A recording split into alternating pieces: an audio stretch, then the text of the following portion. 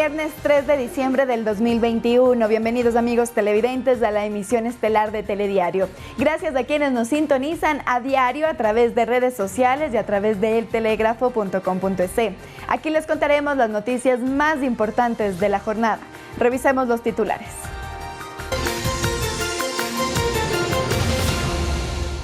Quito vive a plenitud sus fiestas de fundación. Este lunes 6 de diciembre cumple 487 años de fundación española. Mientras tanto que los eventos públicos serán controlados para evitar las aglomeraciones. Presidente Guillermo Lasso entregó 11 títulos habilitantes a radios comunitarias en Sucúa, Morona, Santiago, además de varios puntos Wi-Fi para la conectividad de escuelas y colegios Shuar. Sebastián Yunda recobra libertad condicional luego de que un juez de Buenos Aires le diera medidas sustitutivas y se legaliza su extradición. En deportes, este domingo, la primera final entre Emelec e Independiente del Valle se juega en Sangolquí. Y en Estados Unidos donará 11 millones de vacunas para varios países del tercer mundo, entre ellos 9 millones para África, donde se originó la variante Omicron.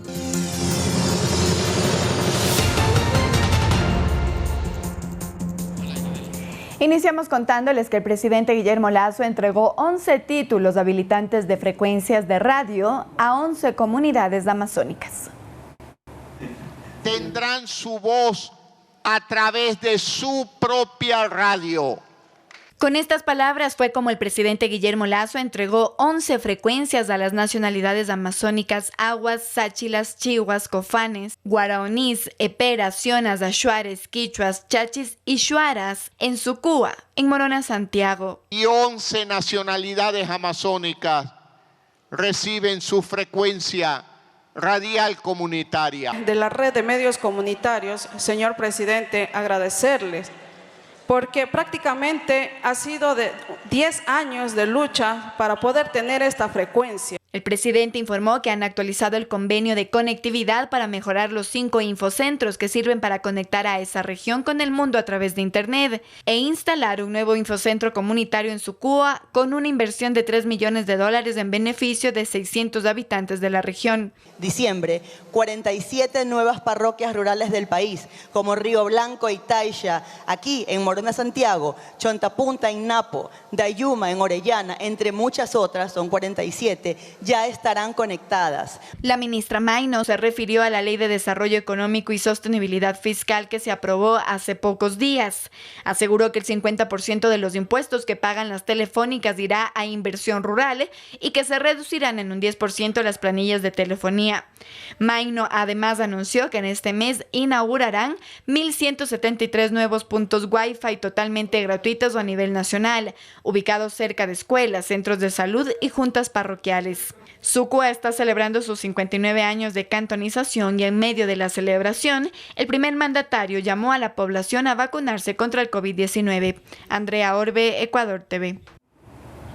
Y el Ministerio de Transporte y Obras Públicas, a través de un contrato de emergencia, trabaja en el reforzamiento, estabilización y reconstrucción de un tramo de 700 metros en la arteria Macas-Puyo, junto al acceso occidental al puente sobre el río Upano.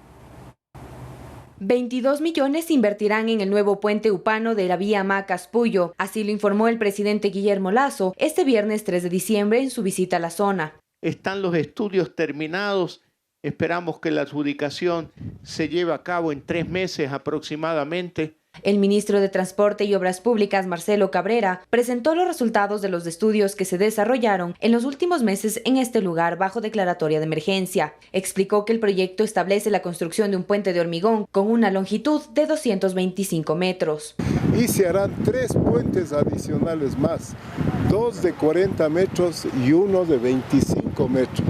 Los trabajos comenzarían en marzo y tiene previsto culminar en el 2024. Manuela Bedón, Ecuador TV.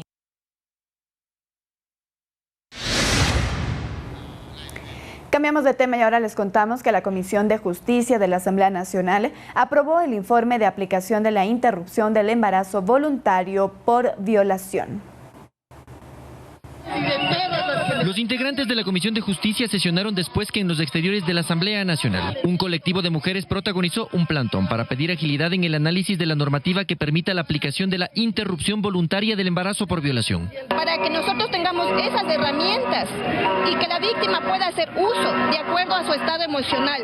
No quiere decir que esta ley va a ser impositiva. Los legisladores sesionaron el jueves en la noche y en un debate acalorado aprobaron el informe que no incluye como requisito un periodo de tiempo de gestación para que se concrete un aborto. No se ha puesto ningún tiempo para que pueda debatirse en el Pleno de la Asamblea Nacional. ¿Qué pasó con la cláusula de conciencia? Joana Moreira explica. La objeción de conciencia hemos eliminado del primer borrador porque cualquier institución, cualquier hospital puede decir, esta institución, este hospital, este subcentro de salud, este centro de salud es objetor de conciencia, por lo tanto aquí no vamos a realizar una interrupción. Eso es inadmisible. Sofía Espín de UNES se opuso a la aprobación del informe. Un proyecto de ley que no tenga temporalidad. Sabemos el riesgo que le provoca a una mujer abortar un niño prácticamente de 9 meses. Sabemos que esa mujer puede morir en esa intervención quirúrgica. Este es uno de los requisitos que estableció la Corte Constitucional para viabilizar la aplicación de la interrupción voluntaria del embarazo por violación. Ahora la discusión irá al Pleno de la Asamblea Nacional. Y la asambleísta por Creo, Natalie Arias, asistió este viernes a la Comisión de Fiscalización para proporcionar más elementos al proceso de juicio político que esta mesa legislativa construye en contra del superintendente de compañías, por supuesto incumplimiento de funciones y que afectó a los fondos de jubilación de la Policía Nacional. Pidió ser recibida en la sesión de la Comisión de Fiscalización que está tratando el juicio político al superintendente de compañías Víctor Anchundia por un supuesto incumplimiento de funciones. Y lo hizo porque asegura que existe la necesidad de que desde la Asamblea Nacional se investigue a profundidad todos los elementos del caso ISPOL, así como también a todos los involucrados en el mismo. Pero antes de que comparezca, la asambleísta Soledad Diab hizo reparos a su presencia en la comisión. Que si bien la asambleísta Natalie Arias está en su derecho de comparecer el día de hoy, sin embargo, lo que diga hoy o en este momento no puede ser incorporado al proceso.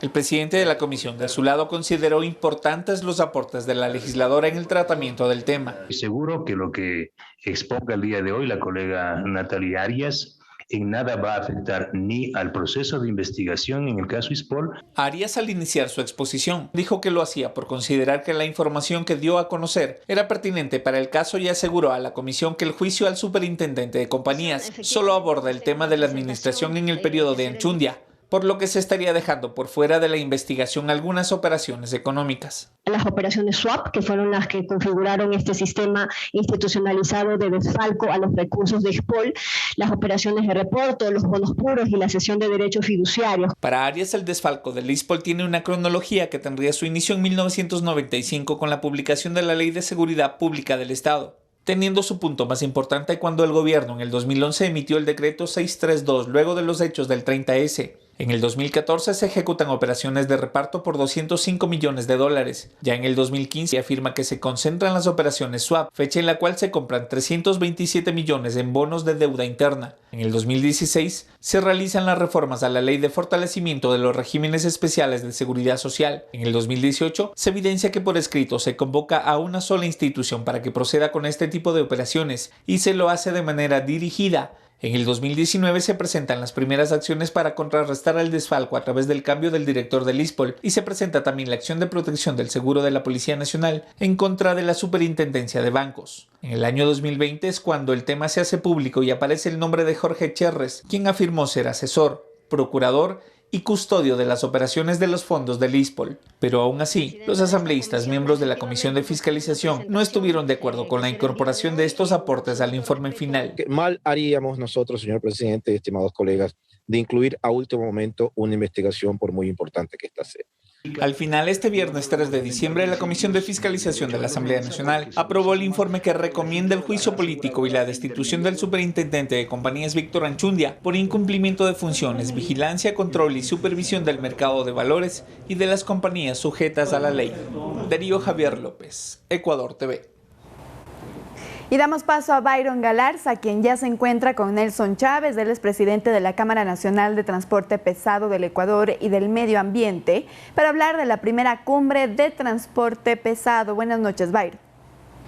Gracias, Andrea. Efectivamente, el transporte pesado del Ecuador trata de subsistir en medio de condiciones difíciles, y es que el incremento no solamente de los combustibles, sino también de los insumos que utiliza la industria del transporte en términos generales también ha sufrido un incremento debido al impacto que el precio del petróleo tiene en el producto final, lubricantes, repuestos, incluso las llantas y neumáticos en términos generales. La carga pesada en el Ecuador también afronta otros retos, y la idea es que el gobierno también dé una solución. Se había planteado una mesa de diálogo con todo el sector transportista para definir este subsidio al combustible, algo que quedó, digamos, en stand-by, por lo menos cuando el gobierno tomó la decisión de congelar los precios de los combustibles. Con nosotros a esta hora de la noche nos acompaña el señor Nelson Chávez, presidente de la Cámara de Transporte Pesado del Ecuador. Señor Chávez, gracias por acompañarnos. Buenas noches. ¿Cuál es el rol? ¿Qué es lo que ustedes van a pedirle al gobierno en este encuentro que van a realizar? Nosotros tuvimos ayer en Santo Domingo de los Áchilas una cumbre de transporte. Estuvieron delegados de todo el país. La Cámara es una organización que tiene 20 años de vida y tiene presencia general. Creo que es la organización importante de transporte a nivel país. ¿Cuáles son nuestros problemas?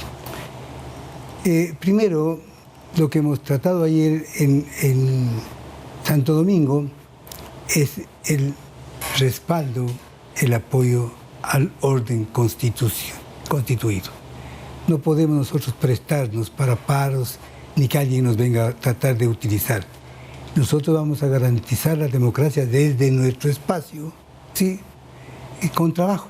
Vamos a seguir trabajando, haciendo lo que hemos hecho toda esta temporada de crisis, pandemia. Hemos servido y hemos trabajado. Nunca la transportación de la Cámara se ha parado. Estamos dispuestos en este campo a no permitir que se nos utilice en ningún concepto para payasadas, que no vamos nosotros a ser parte de eso. ¿Qué tratamos aparte de garantizar la democracia ayer en Santo Domingo? Hablamos de temas importantes con panelistas de primer orden, con gente que conoce en cada tipo de propuesta, conoce a fondo de lo que se trata, son expertos en esto. Y entonces tratamos el tema del diésel. Ya conocemos que los combustibles con un 92% se elevaron y se congeló. Pero la calidad del diésel es una de las... Malísima. Uno de los problemas más grandes que tiene la transportación. Tenemos un Euro 2 que casi ya no se utiliza en el mundo. Euro 6 creo que es la internacional, Euro 5. Sí, en Colombia tienen Euro 5. Sí, sí. Pero no tenemos otra solución nosotros que seguir alimentando nuestras máquinas con este diésel premium que es cuento. No existe en el mundo esto del ¿Se premium. deteriora la máquina cuando se utiliza ese combustible? Es ahí donde viene el problema. No solo que nos rinde el kilometraje que debe es otro sobreprecio a lo que actualmente estamos viviendo. Daña los motores. Es como poner a un motor nuevo, bueno, en vez de super, poner la gasolina corriente. Claro, es combustible sucio, digámoslo así. Sí. Pero nosotros proponemos que el gobierno se encargue de mejorar la calidad del combustible. Ya. No es fácil, conocemos que no es fácil, pero como estamos no podemos seguir. El señor presidente de la República no hace días estuvo en una cumbre ecológica. En Glasgow. Y ahí condicionaron el daño ecológico que hace este combustible. Sobre todo el diésel. Sí, diésel. Y entonces es un compromiso de él y para nosotros una solución a nuestro problema económico. Estamos rompiendo los motores, estamos acabando con la transportación. Yo inicialmente le dije que no vamos nosotros a prestarnos para ninguna paralización. Pero como están las cosas, la economía del transportista sigue deteriorándose y más por el diésel, acabando sus motores. Nos han dicho, yo vengo de una entrevista en este momento y se nos pregunta, si no es negocio el transporte, ¿por qué ustedes siguen ahí? Resulta que hay deudas adquiridas ya. Obligaciones pendientes. Gente que ha vivido 40, 30 años en esto. No se puede dejar esto. Entonces lo único que tenemos que recomendar al señor presidente de la República, que se reúna con nosotros, que se reúna con la transportación, no con estos emisarios ni con esta gente que nada tiene que ver con la transportación ecuatoriana. ¿Ustedes han tenido cercanía con el Ministerio de Recursos Naturales o con la Dirección de Hidrocarburos? Bueno, la ARCH, que es esta agencia reguladora del control de hidrocarburos, porque para eso está la ARCH, para controlar la calidad del producto, en este caso el diésel, porque es que el gobierno importa, pero también da una licencia para que otros comercializadores importen el combustible. Entonces la exigencia debería ser por ahí. No, es mucho más fácil de hacer. Se importa combustible, buen combustible, y cuando llega al país se lo mezcla con la basura que tenemos aquí. Y el daño ya lo tenemos. ¿Qué sucede? ¿Cuál sería la solución en la importación? Cuando importemos diésel de primera, los precios no van a ser los actuales. Ya. Entonces ya es responsabilidad del gobierno. No nos hemos reunido con las autoridades que tienen relación con lo que estamos tratando en este momento. Nuestras reuniones han sido con el señor ministro de Transporte, y el señor ministro de Transporte nos escucha, acepta, pero hasta ahí llegamos. Pero nosotros necesitamos hablar con el señor presidente de la República. Y piense usted que la transportación, la Cámara apoyó decididamente, de todas las formas, para que sea presidente Guillermo Lasso. Esperábamos nosotros que después de su posicionamiento se reúna con nosotros, pero no ha habido forma de hacerlo. Y esto está en manos de él. Él tiene que preguntar por qué no se ha hecho esto y qué es lo que hay que hacer para que sigan los transportistas sobreviviendo, produciendo. Le cuento algo. La transportación no es sola.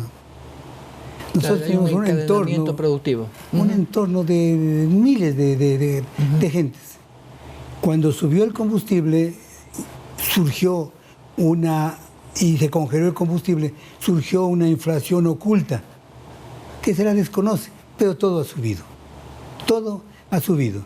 Y se habló de alguna compensación al transporte y de un tema interesante en la compensación de llantas. Esto de las llantas está en un artículo de la ley de tránsito que es ley de la República, la liberación para la importación de neumáticos. Claro. Pero lastimosamente este momento, sí, los transportistas no tienen el dinero para importar. Uno, los fletes internacionalmente están carísimos, incontenibles. Ha subido 15, 12 mil dólares un contenedor. Y entonces, aquí se vende llantas con 5, 10, 12% más, pero a 3, 6 y 9 meses. Entonces es mejor irnos de plazo para poder pagar. Y Colombia tiene llanta más barata. Claro. Y tenemos nosotros un convenio con Colombia en el tema andino, de las leyes andinas, que se puede traer. Claro. Y Perú también tiene. Entonces lo que necesitamos es refinanciar primero las deudas. Y eso no lo puede hacer cualquiera. Tiene que escuchar nuestro planteamiento, señor presidente, y dar facilidad para que no muera este sector, que con el tiempo, como estamos, en pocos meses se quedarían ya en la vía muchos transportistas, muchos empresarios, y esto no está bien, no está bien. Señor Chávez, muchas gracias, estoy contra el tiempo, muy gentil. Le agradezco también a usted. El señor Nelson Chávez es presidente de la Cámara de Transporte Pesado del Ecuador, dándonos a conocer sus dificultades y el llamado que hacen al gobierno para buscar soluciones para las partes. Vamos a una pausa. Andrea Orbe regresa con más información.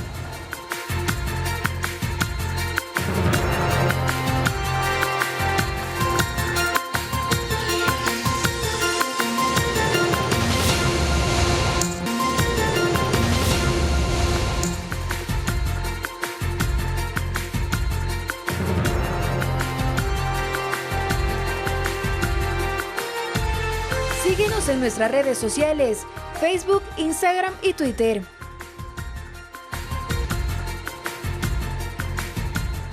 Este viernes 3 de diciembre, la Comisión Interamericana de Derechos Humanos concluyó su visita de 3 días a Ecuador, que tuvo como objetivo investigar sobre la crisis carcelaria en el país.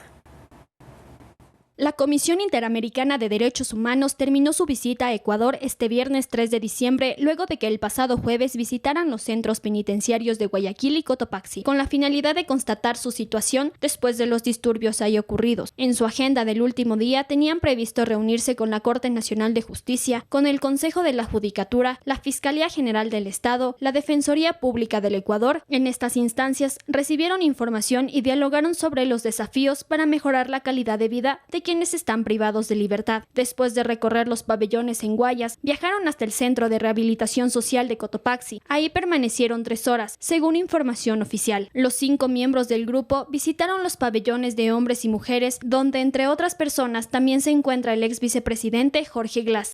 En sus recorridos no se ha dado declaraciones a la prensa, pero se espera que al finalizar su visita al país se conozca un informe. Y el Consejo de Administración Legislativa, con 5 votos afirmativos, dispuso a la Comisión del Derecho a la Salud que inicie la investigación respecto a la problemática de la deficiente atención y escasez de medicamentos para los pacientes con cáncer y otras enfermedades catastróficas, raras y huérfanas. La investigación tendrá un alcance sobre la actuación de los servidores públicos inmersos en la atención y los casos de escasez de los medicamentos necesarios para el tratamiento de enfermedades, así como la situación del abastecimiento del cuadro nacional de medicamentos básicos en el sistema de salud pública.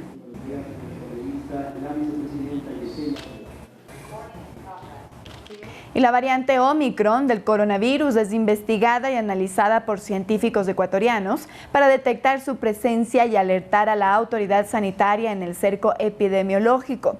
Entre tanto, la ministra Jimena Garzón se reunió con el director de la OMS en Ginebra en una reunión mundial de los ministros de salud que analizan las nuevas medidas a tomar. Investigar el comportamiento del virus y sus variantes es la misión de los científicos genetistas de universidades como la UES de Guayaquil, la San Francisco de Quito y el Instituto de Salud Pública INSPI. El virus entra dentro del ser humano, pero necesita un receptor en la célula del ser humano para que la proteína Spike se pegue. Y una vez que se pega, le permite al virus entrar dentro de la célula. Y dentro de la célula, entonces, el virus se reproduce. Sin embargo, la presencia de la nueva variante llamada Omicron no deja de preocupar a los científicos ecuatorianos, como lo advierte el director de investigaciones de la UES, Fernando Espinosa. Lo que está demostrado ahora es que esta variante, debido a esa facilidad en la que entra, recontagia. Y la segunda cosa es que definitivamente contagia más fácilmente a las personas que se han vacunado. Todas las vacunas nos protegen del virus, no nos protegen de contagiarnos. Entre tanto, la ministra de Salud, Jimena Garzón, se reunió en Ginebra, Suiza, con el director general de la Organización Mundial de la Salud, Tedros Adhanom, con quien participa de la Cumbre Mundial sobre políticas globales en el combate a la pandemia del COVID-19. Las naciones de todo el mundo hicieron una declaración contundente de que la seguridad de la salud es demasiado importante para dejarla al azar o la buena voluntad, o corrientes geopolíticas cambiantes o intereses creados. Un acuerdo combinado o añadir un instrumento internacional no resolverá todos los problemas, pero proporcionará el marco general para fomentar una mayor cooperación internacional y proporcionar una plataforma para fortalecer la seguridad sanitaria global. Y ya en el Ecuador, los ingresos en los aeropuertos están las brigadas del Ministerio de Salud, que tienen ya sus protocolos de bioseguridad muy estrictos. El lineamiento es claro, ¿no? Mayor de 16 años tiene que tener sus 2 documentos, ¿no? Tanto el carnet de vacunación con sus 2 dosis, las dosis completas, y adicional traer una prueba PCR negativa. En el caso de los niños entre 2 hasta 15 años, 11 meses, 29 días, deben de traer su PCR negativa. Este fin de semana continúa la calendarización con aquellos que tienen que recibir la 3ª dosis. Byron Galarza, Ecuador TV. Y la Policía Nacional hizo un llamado a sus uniformados para que se unan a la campaña de donación de sangre. Esto debido a que, según la Cruz Roja, la pandemia redujo las donaciones voluntarias. Policía Nacional emprende una campaña para luchar contra el cáncer. La misma iniciará a partir del 16 de diciembre a nivel nacional. Con este gesto se busca ofrecer sangre segura y apoyo incondicional para llevar esperanza a los pacientes oncológicos. Se convocó así a los servidores policiales con la finalidad de que asistan de forma voluntaria a los puntos de donación y salven vidas mediante la donación de sangre. Los requisitos para ser donante son tener más de 17 años con previa autorización del representante legal y menos de 65, estar en buen estado de salud, haber desayunado o almorzado al menos 4 horas antes de la donación, pesar más de 50 kilos, es decir, 110 libras, presentar un documento de identificación con fotografía, cédula, pasaporte, carnet estudiantil u otro, no haberse sometido a cirugías mayores en el último año y no haberse realizado tatuajes ni piercing en el último año. Según datos de la Cruz Roja, con la llegada de la emergencia sanitaria, se disminuyeron las donaciones. Andrea Orbe, Ecuador TV. Infancias con futuro es una de las propuestas por parte del gobierno para combatir la desnutrición crónica infantil que afecta en el Ecuador a 1 de cada 3 niños, siendo el segundo país en América Latina con el índice más alto en desnutrición. En Ecuador, 1 de cada 3 niños y niñas menores de 2 años sufren de desnutrición crónica infantil. Esta realidad se convierte en un gran obstáculo para alcanzar el desarrollo óptimo de los infantes. Erwin Ronquillo, secretario técnico de Ecuador Crece Sin Desnutrición Infantil, cuenta que se busca de manera directa y en territorio prevenir y reducir este problema. Para cumplir la meta de reducir la desnutrición crónica infantil hasta el año 2025 en 6 puntos porcentuales y llegar a no más del 10% en el año 2030. Y para eso, el presidente de la República anunció que durante todo el próximo año, durante todo el año 2022, vamos a visitar 330.000 beneficiarias a nivel nacional en 195 cantones. Además, cuenta que se va a implementar diversos planes para lograr disminuir la desnutrición infantil hasta el 2025. Esto es una tarjeta que viene con un chip y un código QR con el cual se van a poder adquirir alimentos en la economía popular y solidaria y también en las cadenas a nivel nacional. El próximo año se necesitaría aumentar el monto de inversión para combatir la problemática. Es por esto que el gobierno ha planteado la venta de algunas organizaciones estatales. Y por eso Destino ya dio una disposición de que la venta del Banco del Pacífico, la totalidad de la venta del Banco del Pacífico va a alimentar un fondo de sostenibilidad para la desnutrición crónica infantil. Actualmente, con la aprobación de Ley de Desarrollo Económico, se ha destinado $330 millones para financiar los proyectos que apoyen en la erradicación de la desnutrición crónica infantil. Manuela Bedón, Ecuador TV. Promover los derechos y el bienestar de las personas con discapacidad es el objetivo de la Declaratoria de las Naciones Unidas para este 3 de diciembre. Fue en 1992 cuando la Asamblea General de las Naciones Unidas declaró que el 3 de diciembre sea el Día Internacional de las Personas con Discapacidad, con el fin de promover sus derechos y bienestar en todos los ámbitos de la sociedad.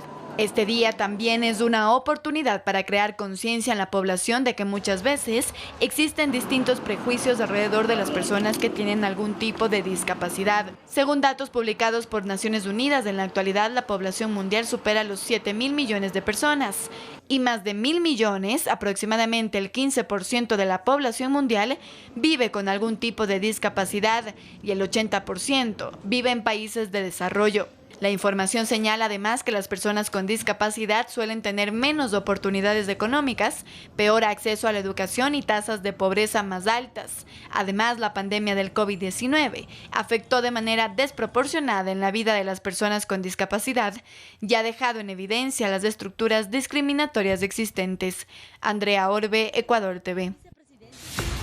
Es momento de una nueva pausa, pero quédese con nosotros que al volver le contaremos sobre la situación de Sebastián Yunda, hijo del exalcalde de Quito en Argentina.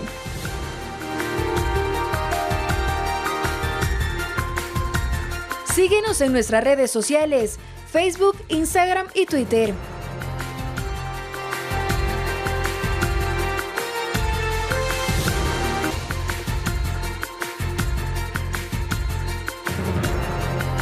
Somos retransmitidos por Pública FM, Quito, Guayaquil y Cuenca 105.3, Manta 88.1.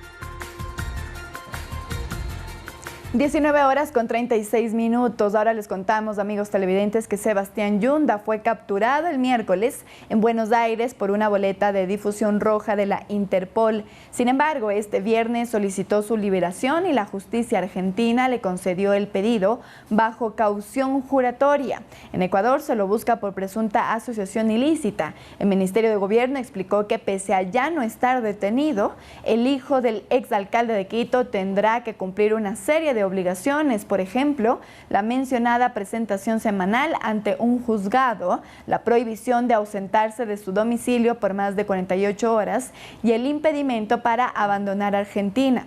En el caso de incumplir estas medidas, un juez podrá ordenar su detención y revocar la libertad del joven.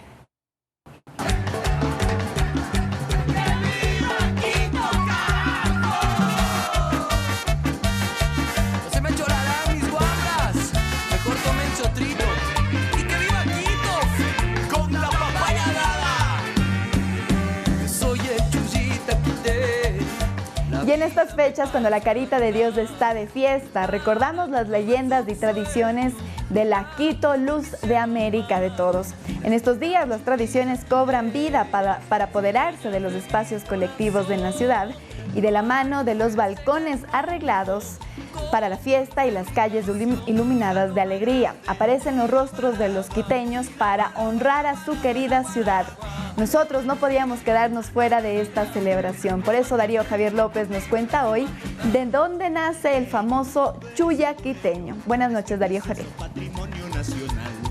Hola, ¿qué tal? Saludos. Hemos tenido que levantar el polvo de algunos libros de historia de la capital para saber y entender por qué el nombre de este personaje que ha conceptualizado la cultura e identidad quiteña.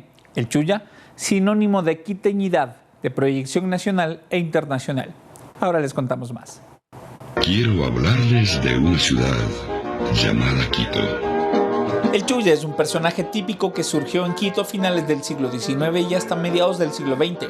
Con la crisis de los obrajes, mucha gente se quedó desocupada en aquella época y desde entonces el chulla quiteño nace como una reacción a la pobreza para enfrentar a las dificultades económicas de una manera elegante. Chulla es una palabra en quichua cuyo significado es impar. En términos culturales, el chulla es quien, a pesar de tener un solo terno, un solo par de zapatos o una sola chaqueta para ponerse, posee un sentido de nobleza con un alto espíritu de grandeza, caracterizado además por ser original, educado, formal, conversador y tener fama de bohemio.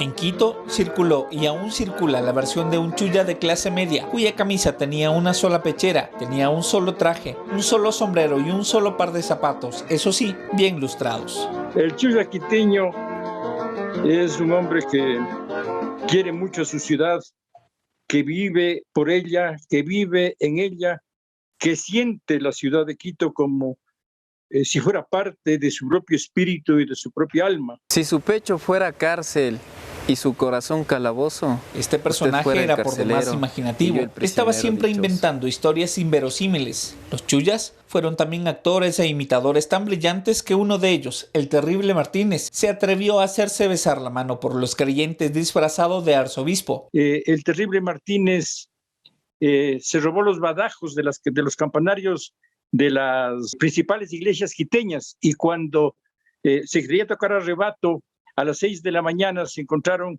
los sacerdotes que no tenían las campanas porque los badajos se habían sustraído. Pero hay chullas y chullas. El escritor Fernando Jurado en su libro El chulla quiteño elabora una clasificación.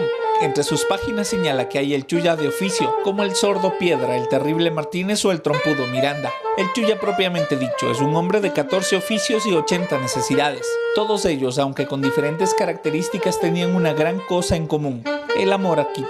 El chulla quiteño tiene la responsabilidad de darle a Quito todo lo bueno que pueda darle, pero sobre todo defenderla. Según el investigador Fernando Jurado, el chulla habría empezado a agonizar debido a diversas circunstancias tales como el crecimiento de la ciudad, la desaparición de las esquinas de los piropos y de las tabernas de la Plaza del Teatro, el suicidio del terrible Martínez en 1960 que mató simbólicamente al chulla. ¿Cómo se ha conservado? En alcohol, Sarsocita, Para muchos hablar del chulla quiteño es hablar del actor Ernesto Alán, que construyó el personaje de teatro Evaristo Corral y chancleta, basado en el libro Estampas de mi ciudad, escrito por Alfonso García Muñoz en 1981.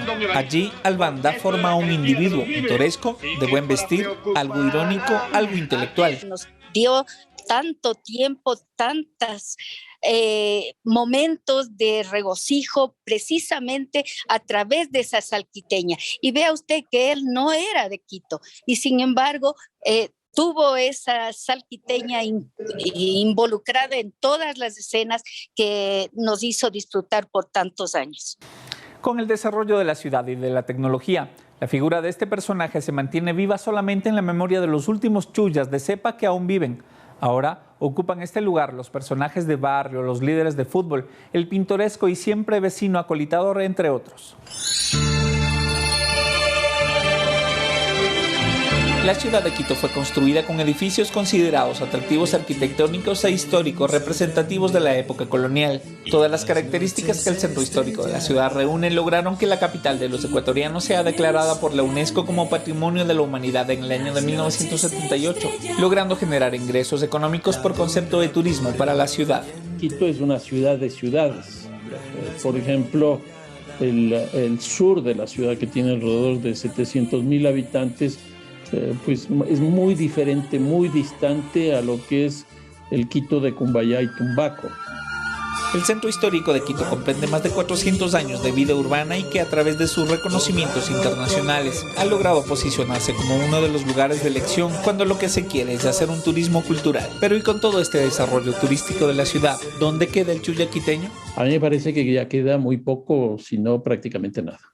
Las tradiciones y leyendas se pierden únicamente cuando instituciones como el municipio de Quito u otras encargadas de conservar la memoria y la identidad de un pueblo no hacen bien su trabajo.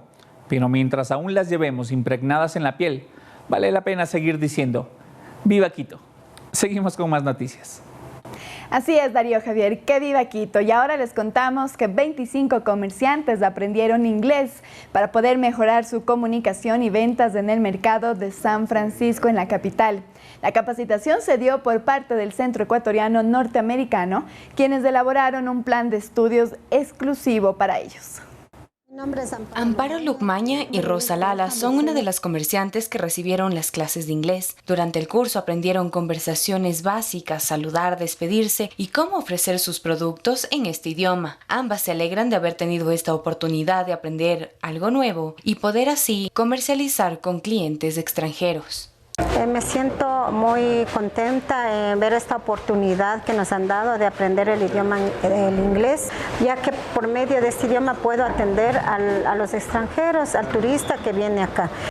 Aquí les damos la bienvenida a todos los turistas, para que ellos sean bienvenidos acá. El Centro Ecuatoriano Norteamericano instruyó las clases para los 25 comerciantes del Mercado San Francisco, uno de los más antiguos de la capital. Verónica Nolivos, coordinadora general del Centro Ecuatoriano Norteamericano, cuenta que las clases fueron ideadas especialmente para los comerciantes y sus intereses. Específicamente para ellos, para que en un inglés básico puedan saludar, despedirse, comentar un poco de sus productos, decir los precios, decir de qué se trata y tratar que ellos tengan una soltura. Estas acciones de parte del Centro Ecuatoriano Norteamericano es con el fin de conectar la cultura ecuatoriana y norteamericana, y es por eso que cuentan con eventos gratuitos constantemente en todo el país. Manuela Bedón, Ecuador TV.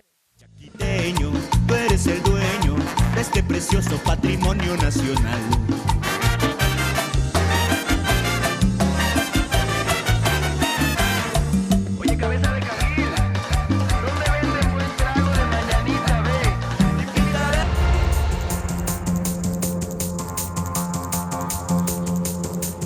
Continuamos con noticias internacionales. El Papa anunció que reubicará a 50 inmigrantes de Chipre hasta el Vaticano. También hizo un llamado pidiendo condiciones dignas para todos aquellos que se han visto forzados a dejar sus tierras.